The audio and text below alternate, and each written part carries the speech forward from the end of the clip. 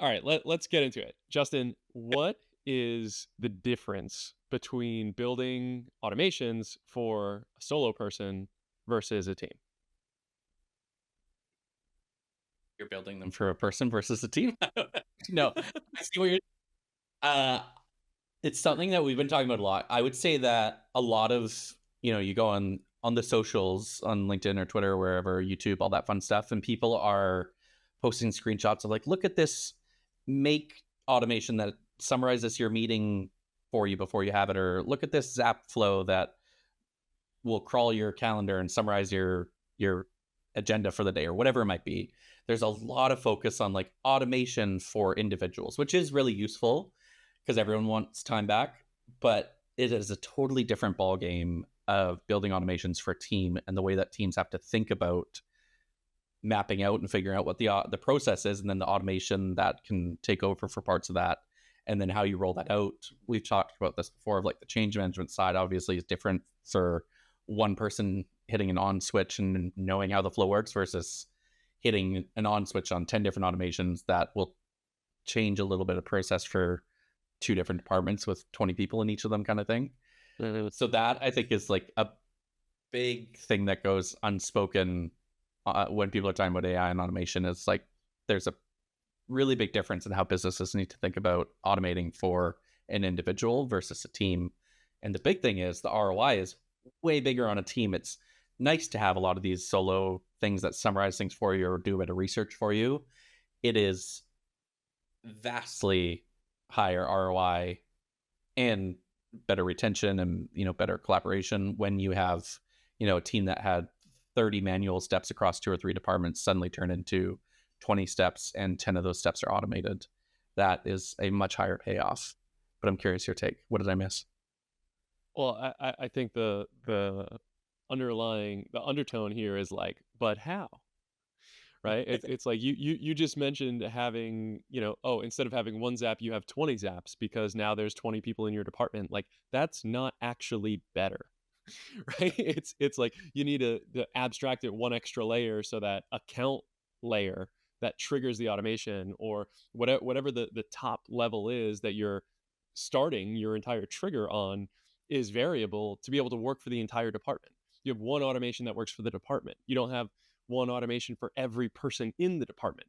That's not better, because you can't do version control. You can't like roll out new features on an automation 20 times. Like why would you ever do that? So I think the base layer of this, we're going to get to, I think, talking about a pyramid here of like how you go from maybe a pen and pad with some notes on it, and end up leveraging like the top shelf of an AI automated infrastructure. Like there's a couple of steps there, and I think this bottom layer ends up being a really trustable source of truth, which can be a little bit of an elusive concept for companies, especially big companies with a lot of things moving. I've even heard some quotes from people at like very large companies, Fortune 100 companies, say there is no source of truth, right? Because things are constantly moving, and there's no static truth to reference. Which, okay, we want to go down that path, I understand, but for the vast majority of companies, there is a finite number of how many customers you have. There is a finite, ID for every person in your Slack. Like these are really core concepts that you can then pivot from if you have that foundational layer of information. But how have you, been able to take companies from the pen and paper into building that foundational layer, and then how does that roll up into teams?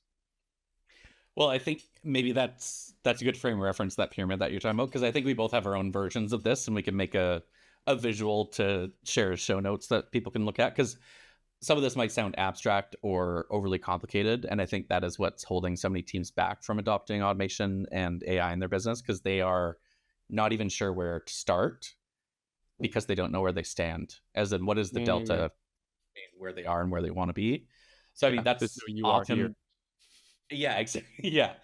Um, the map showing you in the mall where you are and where the Apple store is, kind of thing. Yeah. Um, the, the the big thing is like figuring out where you are first, and then it provides a ton of clarity on what are the gaps to be able to have an automation that does a really great useful thing for 20 people, not one single person. So I think the labeling, is kind of all made up, but the way I look at it is kind of these 5 levels of fragmented foundation, so to speak, in terms of, there is all these tools all over the place. They're online, they're offline, they're local servers, they're cloud, they're custom software, they're off the shelf software. None of it talks to each other. There's a mix in there of defined processes, completely undefined processes. More often than not, it's kind of largely not defined. Mm-hmm. There's often a mix of, pen and paper and whiteboards and sticky notes and whatnot. And that's kind of like level one. I won't spend a ton of time going through each level, but level 2 being like kind of that digital transition, as in, okay, at least we're now on the cloud, and we as a business are in a place where all of our tools are accessible by going to a website, and those websites and those tools can talk to each other because they have APIs, whatever it might be. And then level 3 is kind of that connected systems in terms of those tools are integrated with each other, so that, to your earlier point around source of truth, well, we know that what's in our CRM is going to be the same data in our project management tool, which is going to be the same data in our finance tool. And if we update one of them, they're all in sync. And that unlocks a ton, which we can dig into. And That's then a from luxury there, for a lot of companies right there. Like that's a plateau that like I think a lot of companies even strive to get to yeah. at level 3, and we're like basically halfway up right now. Like that's yeah. Well, and that's the thing. Like that used to, if 5, especially 10 years ago, that would be like almost the top of the pyramid. And Yeah. now that's kind of the middle and becoming table stakes. So from there, it's kind of like next step up, and we're almost there, but it's kind of I call it integrated operations. I'd love to hear your nomenclature for something like this. That's what we've come up with, but integrated operations in terms of the actual workflows are running through these systems. So it's not, Mhm. it's process built around utilizing these systems and starting to automate a lot more of it, so that when, a you don't just have these tools connected. It's that when you process an invoice, then suddenly the account manager or the service department or the salesperson is notified, okay, now we can, send the product or release the deliverables. It's essentially the start of automation. And then the final thing being kind of that optimized ecosystem of, okay, you now have everything, call it, the digital transformation is long since done. You've connected the Mhm. tools, the data, you've defined your processes, you've started to automate them digitally, and now you're just optimizing, because it's a fool's errand to think that this work is ever completely done. Every business is evolving, the market they're in is evolving, their culture, their needs, etc. So to me, the top of the pyramid is you now have automated as much as possible, and you're constantly looking for ways to improve it. Of, that 30 steps that turn into 20, can we now turn that into 15? That kind of thing. Yeah. So that was a bit of a ramble and a run through, but I find it a good frame of reference for teams to work through those levels of like, okay, where are we? So we know kind of where to start. Like if a team is on whiteboards and a file server out back with Excel files on it that no one can access if they're not in the office, connect to Yeah. it, like that is a very different starting place than a team who is all cloud based and has APIs connecting their tools together and their data talking to each other, so to speak. And that at least is a starting point to figure out, okay, where am I versus where I want to go. Yeah, if you're still dealing with an on-site server and pen and paper and sticky notes and Excel files that can't be accessed by anyone but you're not on the starting line. You're like barely in the parking lot to to like come into the stadium to be able to run the race here. Like this is you're pretty far behind. Um, the the types of people that we see a lot of are people that have at least move to cloud-based systems, primarily. I mean, we've dealt with a couple companies that we've helped facilitate that transition to cloud-based systems, which tends to be painful. There's a new UI, it's change, um, but I think a lot of what type of work that we'll end up doing this year, and I'm sure you're in the same boat, is like going from connected systems to integrated operations, or integrated operations to optimized, you know, ecosystem, for lack of a better term. Um, and a lot of that has to do with being able to add AI tools into the mix, into a workflow. But it's not.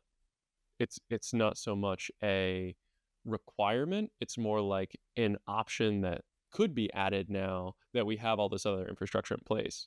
I mean, I was working on a workflow this morning that could you complete it? Go from, raw materials to done task.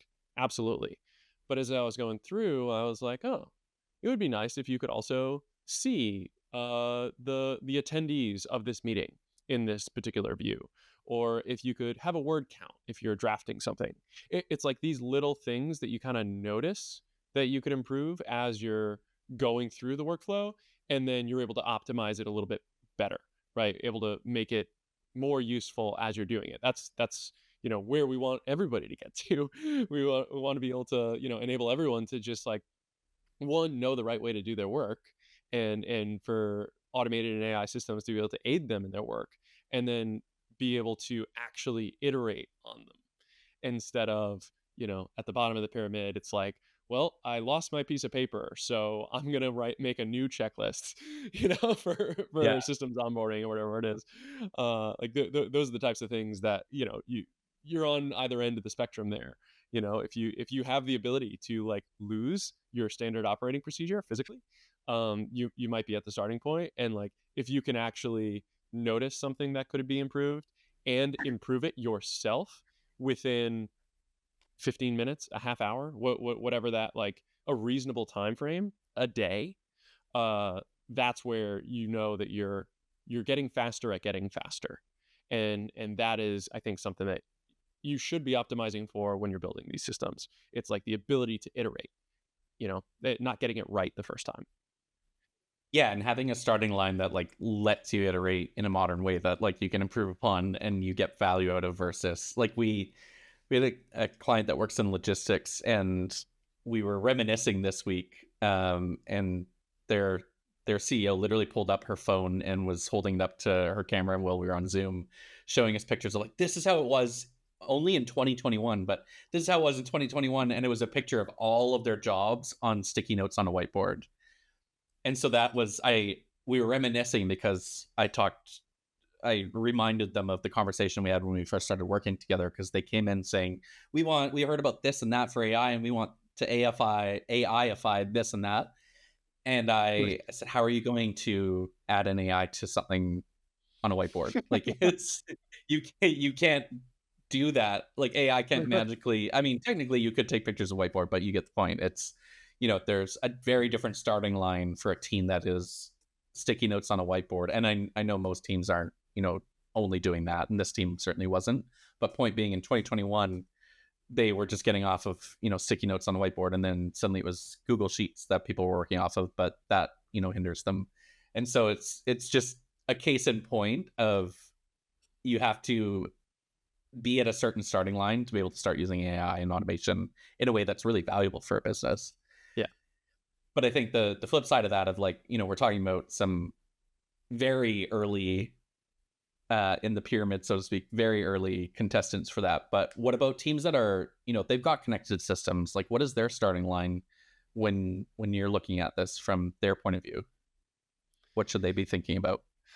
Yeah, I think there's two schools of thought. One is like stop the bleeding, like take the most painful thing and start attacking that pretty head on. And the other one is like amplify the good. Like I don't want to get not sick, I want to get more healthy, right? Hmm. And both of those schools of thought, I think, are effective depending on what type of situation you're actually in. If there are things that are abundantly bleeding that you need to fix, like of course try to plug those holes first, because usually it's going to be easier to alleviate pain than it is going to be to amplify the good, um, just depending on the tech stack and circumstances. But those are the two things that we see people coming in either way. Is hey, I have this really abundantly obvious pain, or this thing is working really good and I want to spread the goodness to all these other departments because my source of truth, my system, my team is operating head and shoulders above everybody else, and they're a little embarrassed, a little frustrated, a little jealous maybe, and like they want other teams want access to that smooth, pavement to be able to drive their car on too. The analogies today are endless. Well, and that's maybe maybe a good segue to like the big news of the week, which I know we're not here to talk about, the AI hype cycle of the week or whatever the news is. Strap But I in. do, yeah, to the moon. I do find it really fascinating what did happen with DeepSeek this week and the impacts that that is going to have in terms of teams' ability to have AI that is much more useful than, well, we're kind of creating a internal version of ChatGPT that you can throw PDFs in privately. Like the reasoning models like DeepSeek and the ability to run those locally and have it reason through all these different workflows is a huge unlock. But before I go rambling on, I'm curious your take of like how that affects teams that are at that call level 3, 4, 5 of that pyramid. Yeah, I think like DeepSeek. I mean, the Alibaba thing just released this week too. I'm sure Llama is going to come out with another one, to answer back to that. Like all of these models, I think, are going to be pretty interchangeable and not necessarily like the model that you'll stick to forever. Like, it's just a release cycle. Like DeepSeek released opposite of a release cycle of ChatGPT, which released however many, months ago or whatever. So I think all of these models are going to end up um, converging into something that is like really reliable.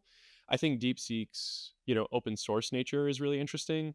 Um, I think it's really concerning about the censorship that is embedded into this model, either on when you use the DeepSeek service or even when you run it locally. Like there is abundant censorship in there intentionally. That is like I haven't seen any jailbroken models of this yet, but for lack of a better term, but there is censorship inside of that model. And for someone not knowing what to look for, um, it's kind of freaky. Like, what things could you feed into this model and be getting an answer back that is somewhat censored, if that is like of concern for the content that you're working with, but also like it raises the other question of intentional versus unintentional censorship and biases and all of these other things that like AI steering committees and alignment people that are trying to figure out the right ways to build the fabric of this tapestry. I'm just going to keep throwing analogies out there. Um, for any of this stuff, I think is really really hard. But I think being able to have this local DeepSeek model is super powerful, and it's going to liberate, I think, a lot of people who've wanted to run local models that are actually useful. And if you end up building, back to your original question, people that are at like level 3, 4 of this infrastructure thing, what does DeepSeek really allow them to do? Allows them to have the privacy of running stuff locally. And when a better model that is open source that they can download and implement instead of DeepSeek, they can just swap out that little component of the system, right? It doesn't matter that it's actually DeepSeek. What matters is that you have the whole thing set up so you can just like take this block out, put this other block in, and then the system can get a an upgrade from the inside, so to speak. And I think that's what's really exciting for people operating higher up this proverbial pyramid here. Yeah, a couple things there. I think they've already taken DeepSeek, or maybe I'll back up for a moment.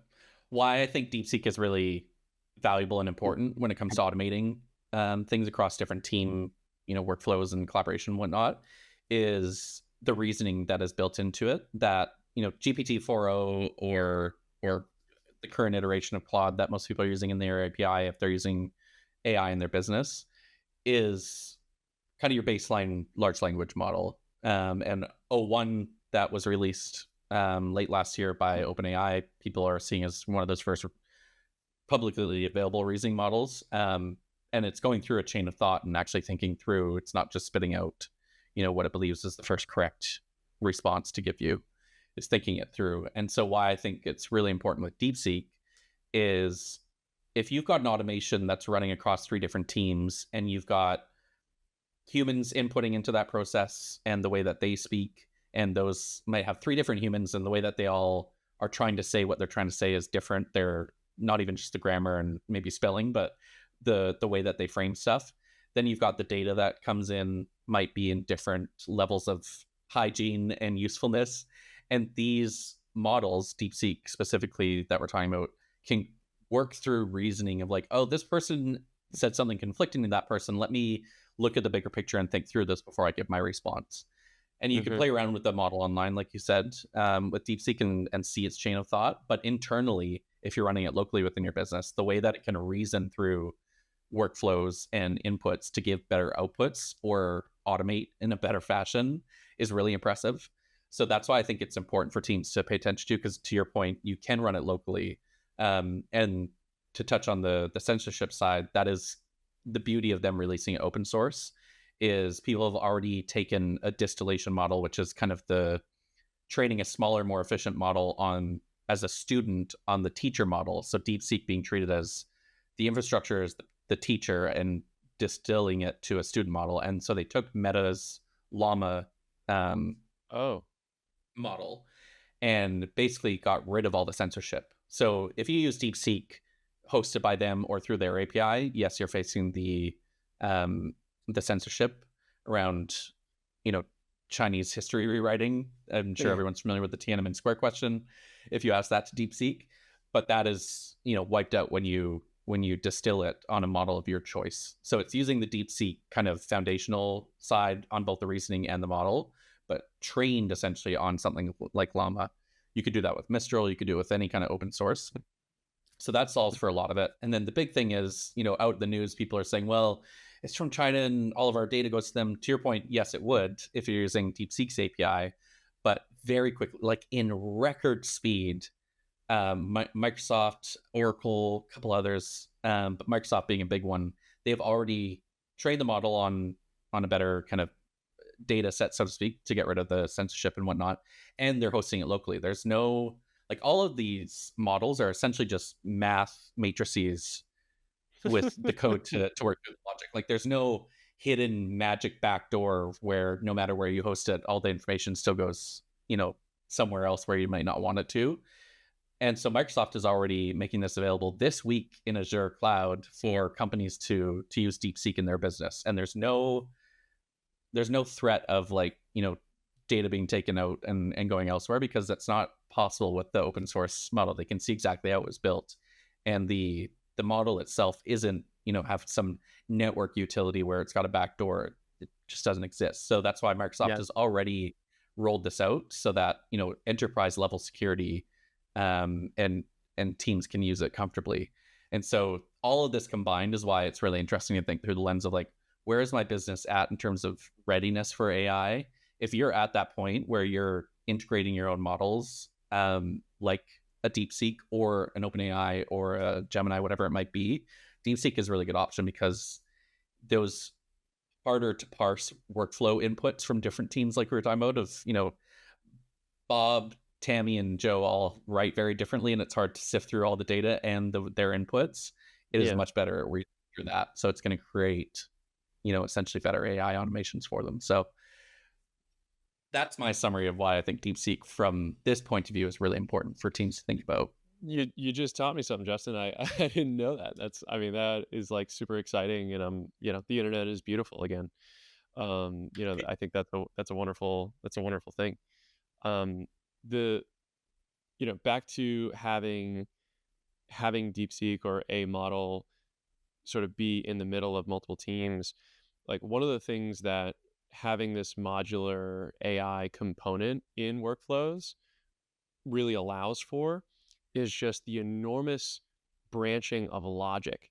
Like, this was really popular last year, where we'd see the make.com scenarios that are, 150 modules long and all these different trees and stuff. Like, a lot of that logic is actually just like a question that has a different answer to it, and then it just goes down the right path. And that's sort of the place that you end up getting into when you're talking about agents and having these models more directly involved, as opposed to like no code or coding every layer of that logic. So it is exciting, but again, the prerequisite to that is that we're in a cloud-based environment. My data is organized. I have a source of truth for various information that I can ask the agent or the AI model to just like look at and compare, right? So you can't just go straight to, the end here. There has to be this reference point that has your unique information in it, in your company's goals or tasks or whatever, to be able to reference and improve that. So that's it's exciting, and I hope a whole bunch of other companies make something better than DeepSeek, right? Like and open source that's it. what that forces, right? Is like Yeah, OpenAI it's is a like, force. oh, you wait, right? It's just I mean, like, they're releasing as we record this. It's already started to leak out in um their code base that like O3 Mini is coming today. But again, it's closed source. It is extremely expensive. You can't, run it locally. You are paying them for their API at all times. Mhm. And not only are you paying them for their API, you are also not kind of able to modify things like you could with a DeepSeek. So, Yeah. I mean, the biggest thing that I'm hopeful for coming out of this DeepSeek news is a forcing mechanism to see more open sourcing. If anything, it'll probably create more closed source. But for now, I'll take it. Do you think there's there's the a scary side to the open source stuff? I mean, I don't know if you've seen it with your clients or personally, like more complex phishing attacks, more scam calls, more all of these other things that a truly ubiquitously accessible top tier AI could kind of be nefarious around. How big of a concern should that really be for companies right now? I think the phishing stuff is more about like people are using it for annoying things. Like we all don't want even more emails flooding our inbox or more unknown callers. For businesses, I think with open source, it creates a need to better vet the models that you're using. So it's, I think that's why a lot of people will continue to rely on Google Cloud, AWS, Microsoft Cloud for providing the models to them and choosing to host with them, because those companies, partly for their reputation, partly for legal and financial reasons, are going to make sure that the models that you're using on their cloud is legit and it's been vetted thoroughly. So I think from a short term point of view, it's not too concerning. There's the societal, bigger long term thing of like, open source in the wrong hands when it's powerful enough is a whole different ballgame. But that's probably for a different podcast. but Yeah. but in the short term, I don't I don't think that there's actually a huge concern if you are using these with legit providers and their versions of the models. Like Microsoft in 10 days to be able to do what they did would have involved hundreds of people who have spent their entire career doing everything from penetration testing to code review for security purposes to infrastructure setup. Like teams who are just saying, I'm going to download this model and run it on my own Docker droplet and for the company Hmm. without anything else being done to it. And I don't really know where it came from. That's not the way I go about it. That's a concern. But I think anyone trying to run a legitimate business is not choosing to do that. Yeah. Let's hope not. And by legitimate, I don't mean under the table, because I mean of like you're taking the needs of the business seriously long term in terms of security and liability and all that Yeah. fun stuff. Yeah. Yeah. Yeah. You use a password manager, maybe. Things like Maybe that, or at least two factor. Cool. that. Well, we covered a lot quickly, but hopefully this is useful to folks in terms of kind of figuring out where to start and looking beyond just the solo automations. Because yes, they're cool. Yes, they're useful for individuals, but my goodness, it pays off so much more when you can automate across multiple teams and multiple roles and get everyone's time back. But I think that's it for this week. Tom, anything else? I think so, man. Have a great weekend. I got to get back to work. Okay. Ciao. See ya.